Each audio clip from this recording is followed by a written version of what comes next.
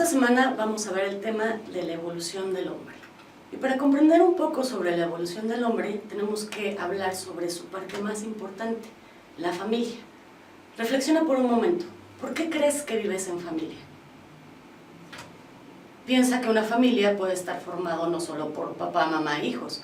Actualmente las familias son muy diversas, pueden estar formadas por los abuelos, los papás y los hijos, por abuelos y nietos, o incluso ya hay mucha aceptación de parejas del mismo sexo que viven con hijos, ¿no? Entonces, pensando en esto, ¿qué roles crees que tiene cada quien en una familia? ¿Te habías puesto a pensar en esto? El objetivo principal es la sobrevivencia. Al final de cuentas, cada miembro de una familia toma un rol para sobrevivir. ¿Cuáles son los roles más importantes? Más bien, ¿cuáles son las necesidades básicas de una familia? Pues son la alimentación, son el vestido y son la seguridad. ¿Tú te has puesto a pensar quién compra los alimentos en la familia? ¿Te has puesto a pensar quién elabora esos alimentos? ¿Es la misma persona? ¿Has pensado cómo es que llegan los recursos para la vestimenta? Y realmente quién hace la selección y el arreglo para esa vestimenta final. Y por último, algo muy importante, la seguridad en la familia. ¿Quién vigila la casa? Y cuáles son las medidas de seguridad que hay en tu familia, si es que existen. Bueno, todas estas cosas se han planteado en las familias desde épocas prehistóricas. La época prehistórica se puede decir que es todo aquello que está antes de la escritura, para que tengas un panorama más claro. Entonces, desde la prehistoria se formaron las familias para cubrir estas necesidades básicas de las que hablamos. Reconocemos en este periodo principalmente 4 tipos de unión social, que es la horda, la gens, el clan y el tribu. En la época del salvajismo, las familias vivían más o menos en grupos de 30 y 40 hombres aproximadamente. Todas estas eran nómadas, eran recolectores, eran cazadores y ya tenían algunas herramientas para hacer pescas.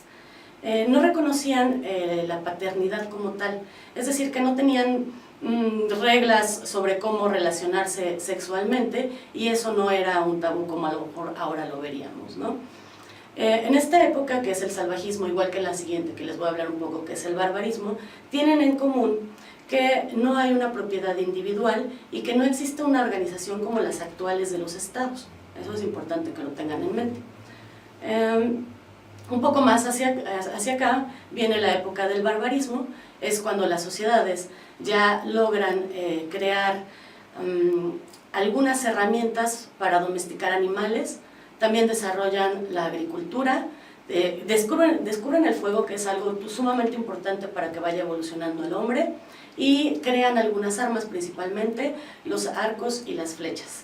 Esto les permite hacer cada vez más grandes los grupos. Estos grupos entonces empiezan a ser, en lugar de 30 a 40 personas, ser 200 o 400. También empieza a haber un fenómeno entre ellos, que es reconocer ya las paternidades, es decir, las líneas sanguíneas. Al reconocer esto, entonces ya empiezan ahora sí las prohibiciones sexuales, ya no es bien visto en el clan y en la tribu, que son las que pertenecen a esta época del barbarismo, que haya relaciones entre padres e hijos, ¿no?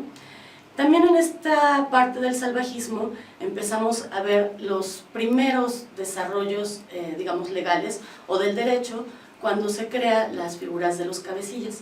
Los cabecillas eran personajes, o más bien, una persona elegida por todo el clan o por toda la tribu, que era una especie de mediador cuando había conflictos. Sin embargo, era todavía muy rudimentaria su legalidad y no tenía como poder para obligar, o no tenía poder para imponer sus propias normas, tampoco para castigar, pero son como los primeros indicios de legalidad que existen durante la época del salvajismo.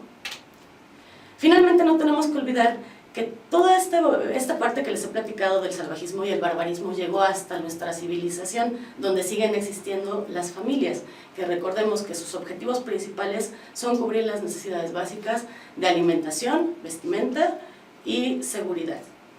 Por esta ocasión eso es todo, espero que les esté sirviendo estos videos. Gracias.